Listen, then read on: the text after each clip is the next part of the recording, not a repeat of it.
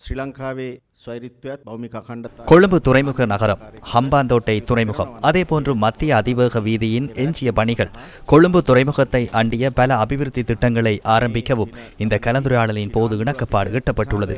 இலங்கையின் இறையாண்மை மற்றும் பிராந்திய ஒருமைப்பாட்டிற்கும் ஏதேனும் ஒரு வகையில் பாதிப்பு ஏற்படும் விதத்தில் செயற்பட்டால் அதனை தடுக்க சீன அரசாங்கம் ஆதரவு வழங்கும் எனவும் வாக்குறுதி அளிக்கப்பட்டது. இந்த சீன விஜயத்தின் போது எமக்கு பாரிய நிதியுதவி, அதாவது 500 மில்லியன் யுவான் வழங்கப்பட்டது.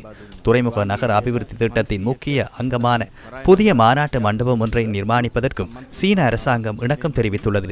சீன அரசாங்கத்தினால் 2026ஆம் ஆண்டுக்காகவும் இலங்கையின் அனைத்து பாடசாலை மாணவர்களுக்கும் அதேபோன்று பிரிவினாக்களிலும் உள்ள மாணவர்களுக்கு தேவையான ஆடைகளுக்கு தேவையான துணிகளை இலவசமாக வழங்குவதாக எமக்கு உறுதியளிக்கப்பட்டது. கோழி இறைச்சி உற்பத்தியாளர்கள் கோழி இறைச்சி துண்டுகளை சீனாவிற்கு ஏற்றுமதி செய்வதற்கு சீன அரசாங்கம் இணக்கம் தெரிவித்துள்ளது. எமது நாட்டிற்கு கோதுமை மணிகளை கொண்டு வந்து கோதுமை மா உற்பத்தி செய்யப்பட உள்ளது. அதன் கோதை சீனாவிற்கு ஏற்றுமதி செய்யவும் ஒப்பந்தம் கைச்சாத்திடப்பட்டது. அதிக சீன சுற்றுலா பயணிகளை இலங்கைக்கு அழைத்து வருவதற்கான முக்கிய முயற்சிக்கான புரிந்துணர்வு ஒப்பந்தத்தில் கைச்சாத்திடப்பட்டுள்ளது. ஹம்பாந்தோட்டை எரிபொருள் சுத்திகரிப்பு நிலையத்தை நிர்மாணிப்பதற்காக ஒப்பந்தத்தில் நாம் கையொப்பமிட்டுள்ளோம். உண்மையில் இந்த திட்டம் இலங்கைக்கு அதிக அந்நிய செலாவணியை பெற்றுக் கொடுக்கும் திட்டமாகும். இங்கு சுத்திகரிக்கப்பட்ட எண்ணெயில் எந்த அளவு இலங்கை சந்தைக்கு வழங்கப்படும் என்பது தொடர்பிலான 1 மாத பேச்சுவார்த்தையின் பின்னர் இணக்கப்பாட்டிற்கு வந்தது. இந்த திட்டத்தை உடனடியாக ஆரம்பிக்க இணக்கம் தெரிவிக்கப்பட்டுள்ளது.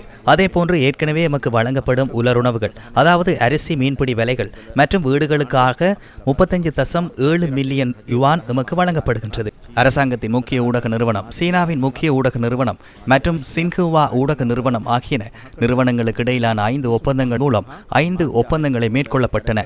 இந்த 5 ஒப்பந்தங்களின் ஊடாக ஊடக நிறுவனங்களில் உள்ள ஊடகவியலாளர்கள் பல்வேறு பயிற்சி வேலை திட்டங்களில் பங்கு பெற்றுவதற்கும் பரஸ்பர ஆதரவுடன் இந்த ஊடக செயற்பாடுகளை முன்னெடுப்பதற்கும் வாய்ப்பு வழங்கப்பட்டுள்ளது. சீனாவுக்கும் இலங்கைக்கும் இடையிலான பொருளாதார முதலீடுகளை ஊக்குவிக்கும் வகையில் முன்னெடுக்கப்பட்ட பேச்சுவார்த்தைகளை முன்னகர்த்துவதற்கான பொறிமுறை ஒன்றும் கைச்சாத்திடப்பட்டது.